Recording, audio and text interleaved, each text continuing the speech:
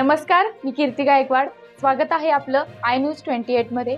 चला तर मग जाणून घेऊयात महाराष्ट्रातल्या ताज्या घडामोडी. 105वा शेतकरी शास्त्रज्ञ सुसंवाद कार्यक्रम संपन्न. वनामकृवी परभणी अंतर्गत कृषी विज्ञान केंद्र, पैठण रोड, छत्रपती संभाजीनगर यांच्याद्वारे दिनांक 1 डिसेंबर 2024 रोजी 105वा शेतकरी शास्त्रज्ञ सुसंवाद कार्यक्रम संपन्न झाला.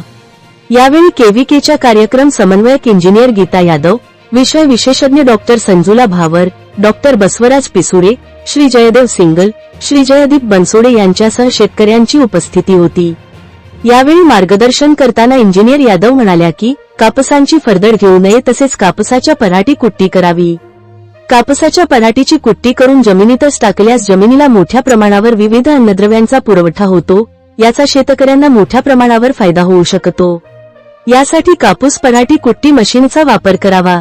यावेळी डॉक्टर भावर यांनी मोसंबी बहार व्यवस्थापन यावर सविस्तर मार्गदर्शन केले. यावेळी ते म्हणाले की शेतकऱ्यांनी जमिनीचा प्रकार, पाण्याची उपलब्धता यानुसार योग्य तो बहार धरावा. ताण देण्यापूर्वी झाडावरील पूर्वीची फळे वाळलेल्या रोगट फांद्या काढून टाकाव्यात. आवश्यकतेपेक्षा जास्त ताण बसणार नाही याची काळजी घ्यावी. हलक्या जमिनीसाठी 30 दिवस, मध्यम जमिनीसाठी 50-55 दिवस तर भारी जमिनीसाठी 55-60 दिवसांचा ताण योग्य होतो.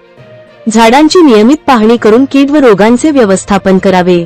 तसेच ताण तोडताना शिफारशीत व आवश्यक तेवढेच खत व्यवस्थापन करावे. तसेच सूत्रकृमीच्या नियंत्रणासाठी बागेभोवती झेंडूच्या रोपांची लागवड करावी. झाडाचा ताण तोडताना हलक्या ओलिता अगोदर प्रत्येक झाडाला 450 सॅम नत्र, 300 ग्रॅम स्फुरद, 300 ग्रॅम पालाश प्रति झाड जमिनीत मिसळून द्यावेत.